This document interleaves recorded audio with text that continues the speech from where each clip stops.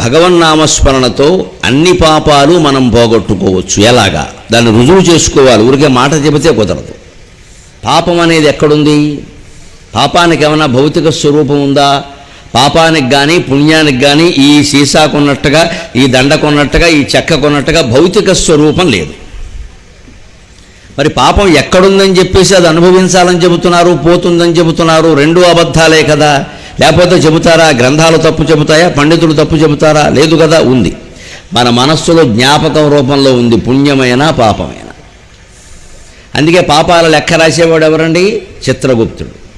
ఆ పేరు చూడండి, చిత్రగుప్తుడు. అంటే చిత్రాల రూపంలో గుప్తంగా మనస్సులో ఉండే జ్ఞాపకాలే చిత్రగుప్తుడు. అతని పేరు, అసలు పేరు చిత్తగుప్తుడు. గరుడ పురాణంలో ఉంటుంది.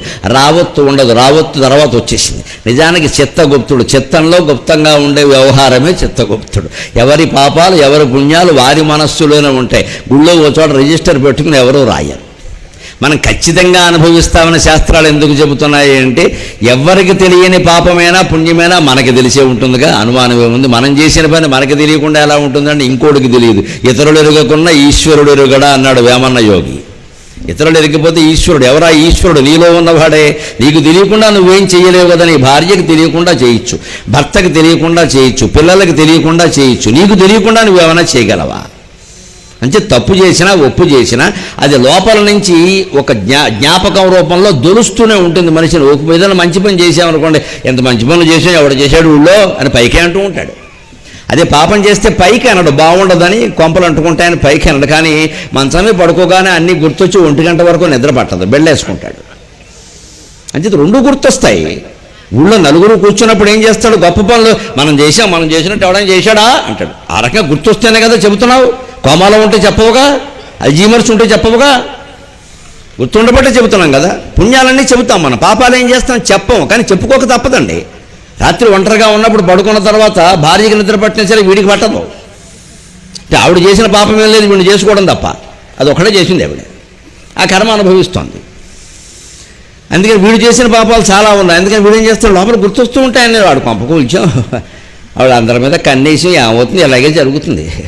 అమ్మాయి ఏదో వంకర పని చేసింది అనుకోండి, వీడు చేసిన పాపం వాడు గుర్తొచ్చి మనం చేసాంగా, అదే మన అమ్మాయి కాపురం ఎందుకే కూలిపోయింది.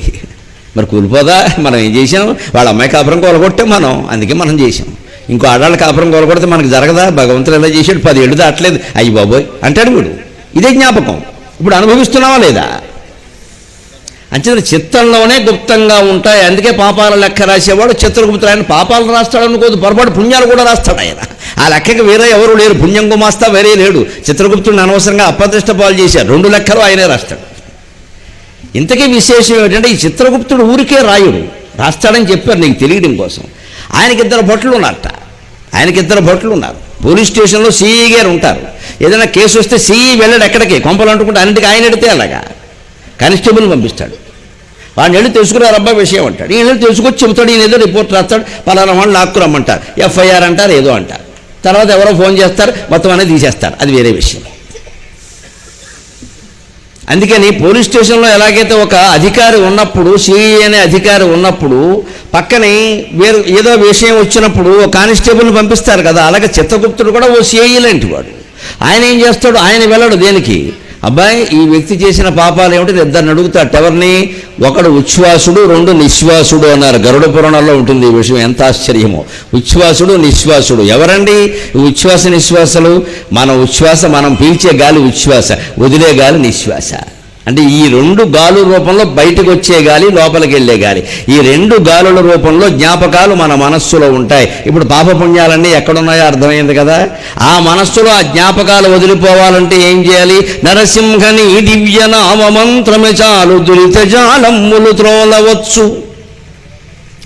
ఒక్క నీ భగవన్నామస్మరణ చేయడం వల్ల పాపాలన్నీ పోగొట్టుకోవచ్చు. అందుకని జ్ఞాపకాల రూపంలో ఉన్నవి ఎప్పుడైనా మీరు గమనించండి. మనం నిన్న మొన్నటి జ్ఞాపకం చెప్పగలం, ఓ 2 ఏళ్ల క్రితం జ్ఞాపకం కూడా చెప్పగలం. మీ చిన్నతనంలో 5 ఏళ్ళప్పుడు మీరు ఏం చేశారో చెప్పండి అంటే ఎవరు చెబుతారండి? ఇందులో అన్నీ గుర్తుండవు. ఎక్కడో పడిపోయి మోచేతికో దెబ్బ తగిలితే గుర్తుంటాయి, అంతేనా? అంతకంటే ఏం గుర్తుండవు. అలాగా గుర్తులేనివి మనం చెప్పలేం. ఎందుకంటే దీర్ఘకాలం అయిపోయింది, గుర్తుండవు. అసలు పూర్వజన్మే అసలే గుర్తుండవు. అంటే తవ్వుకుంటేనే కానీ ఏది గుర్తుండదు కదా, అవకాశం లేదు అక్కడ.